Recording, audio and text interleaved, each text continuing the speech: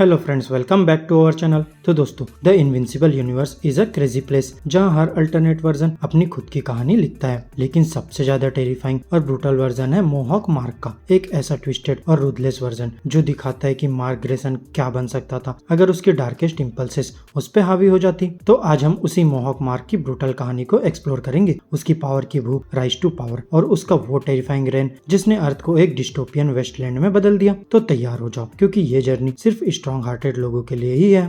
The birth of a mad emperor. Invincible multiverse में कई version of mark Grayson exist करते हैं, लेकिन ज्यादातर वर्जन्स की ओरिजिन स्टोरी ऑलमोस्ट सेम ही है, जब तक एक क्रूशल मोमेंट उन्हें डार्क पाथ पर न डाल दे। मोहॉक मार्क की कहानी भी कुछ ऐसे ही है। जब उसके फादर ओमनीमैन ने इमोर्टल को मारने के बाद उसको विल्चरमाइट कॉज ज्वाइन करने का ऑप्शन दिया, मोहॉक मार्क ने बिना सोचे समझे हाँ कर दिया। पावर को अपनाने की इच्छा इतनी ज्यादा थी कि उसने अपनी डेस्टिनी को खुद डार्क बना दिया। पर मोहॉक मार्क यही नहीं रुका। पावर की भूख ने उसे इतना पागल बना दिया कि उसने अपने फादर को ही मार डाला, ये सोचकर कि अगर सच में रूल करना है तो अपने बाप की लेगेसी को भी पार करना पड़ेगा। अब अपने फादर को खत्म करने के बाद उसने पूरा अर्थ कॉन्कर करने का प्लान बना लिया। उसके दिमाग में ये बात बस गई थी कि इंसानियत उसके पैरों की धूल है और उन्हें कंट्रोल करने के लिए एक गॉड लाइक फिगर चाहिए, और वो फिगर बस वो खुद हो सकता है।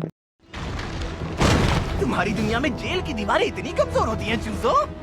The rise of a tyrant. अपने फादर को हराने के बाद मोहॉक मार्क ने अपनी पावर को कंसोलिडेट करना शुरू किया। उसका मिशन था पूरे अर्थ को अपनी एब्सोल्यूट कंट्रोल में लाना और उसे अपने नए विल्चरमाइट एम्पायर का हार्ट बनाना। उसने अपनी आर्मी में कुछ डेंजरस विल्चरमाइट्स को रिक्रूट किया, इंक्लूडिंग कॉन्क्वेस्ट, जो मेन टाइमलाइन में भी एक बड़ा विलन था। अब अर्थ एक मैडमैक्स टाइप डिस्टोपिया बन गया, जहाँ पेंटागन उसका कमांड सेंटर था और विल्चरमाइट वॉरशिप्स प्लेनेट के इर्द गिर्द ऑर्बिट कर रहे थे। लेकिन मोहॉक मार्क की सबसे डिस्टर्बिंग ऑब्सेशन थी ईव रेक्सिस प्लॉट को मारने का गिल्ट उसके मन में छुपा था, और उसने अपने आसपास ईव लुक लाइक्स को इकट्ठा कर लिया ताकि वो उसकी यादों को जिंदा रख सके। उसके पावर और क्रूल नेचर के बीच उसकी ये ट्विस्टेड ऑब्सेशन दिखाती थी कि हीरोइक मार्क ग्रेसन किस हद तक गिर चुका था।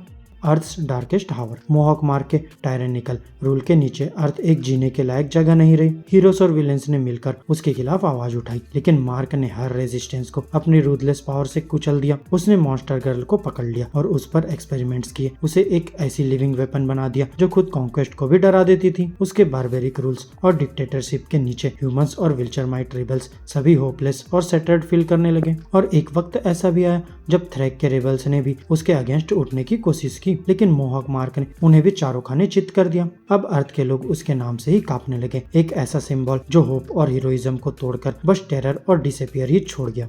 Angstrom Levi's sinister alliance. लेकिन मोहॉक मार्क के एम्बिशंस अर्थ तक सीमित नहीं थे। एक दिन एंगस्ट्रॉम लेवी उसके सामने आया और प्रपोज किया कि वो अलग अलग डायमेंशंस में अपने एम्पायर को एक्सपांड करे। यहाँ मार्क ने बिना सोच विचार किए हाँ कर दिया। लेवी की आर्मी ऑफ इनविंसिबल्स का हिस्सा बनकर मोहॉक मार्क ने अलग अलग डायमेंशंस पर अपने एविल वर्जन्स के साथ अटैक करना शुरू कर दिया। लेकिन ये पार्टनरशिप इतनी आसान नहीं थी जितनी सोची थी। इनविंसिबल वॉर के दौरान न्यूयॉर्क सिटी एक बैटलफील्ड बन गई और प्राइम मार्क से उसकी टक्कर हुई। यहाँ मोहॉक मार्क अपनी एरोगेंस और पावर में इतना डूबा हुआ था कि प्राइम मार्क को अपना इक्वल मानने से इनकार कर दिया। लेकिन लेवी की आर्मी के अंदर भी बिट्रेल होने लगा। एक इविल इनविंसिबल एंगस्ट्रॉम के अगेंस्ट उठ खड़ा हुआ और रिजल्ट ये निकला कि लेवी ने मोहॉक मार्क को कुछ और इविल वर्जन्स के साथ एक वेस्टलैंड डायमेंशन में फेंक दिया।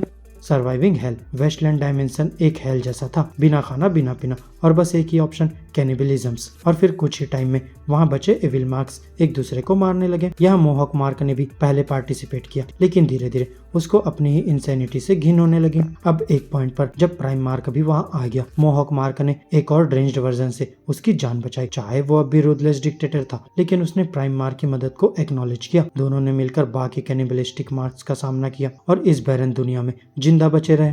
ए सेकंड चांस एट ब्रूटलिटी। अब जब एंगस्ट्रॉम लेवी वापस आया तो मोहॉक मार्क ने उसे पकड़कर अपने एम्पायर में घसीट लिया। प्राइम मार्क ये सब देखकर अनईजी था, जानता था कि मोहॉक मार्क कभी नहीं बदलने वाला। उसका प्लान था कि लेवी की टेक्नोलॉजी का यूज करके और डायमेंशंस कॉन्कर करे, लेकिन यहाँ रोबोट ने धोखा दे दिया और मोहॉक मार्क को मार दिया ताकि उसकी कॉन्करिंग मैडनेस प्राइम टाइमलाइन तक ना पहुंचे। The legacy of mohawk mark. अब मोहॉक मार्क मर चुका था, लेकिन उसकी कहानी एक भयानक वार्निंग की तरह जिंदा रही। उसका ब्रूटिस रूल और पावर हंग्री नेचर दिखाता है कि कैसे अल्टीमेट पावर एक हीरो को भी विलेन बना सकती है। उसके रूल के बाद अर्थ एक परमानेंट नाइटमेयर बन चुका था और प्राइम मार्क को अपनी खुद की डार्कनेस से लड़ने पर मजबूर कर दिया। मोहॉक मार्क की कहानी बस एक डोमिनेशन की ही नहीं बल्कि एक कॉशनरी टेल है, एक ऐसी दास्तान जो ये सवाल उठाती है कि हीरो होने का असली मतलब क्या है और क्या डेस्टिनी और चॉइस को अलग किया जा सकता है। ये दिखाता है कि सबसे बड़ा हीरो भी एक गलत डिसीजन की वजह से मॉन्स्टर बन सकता है। तो दोस्तों मेरी आज की इस वीडियो में बस इतना ही। अगर आपको ये वीडियो पसंद आई हो तो लाइक करो, सब्सक्राइब करो और ऐसे ही लेटेस्ट कंटेंट के लिए बेल आइकन जरूर प्रेस कर लो। अब मैं मिलूंगा आपसे नेक्स्ट वीडियो में, तब तक के लिए बाय बाय दोस्तों।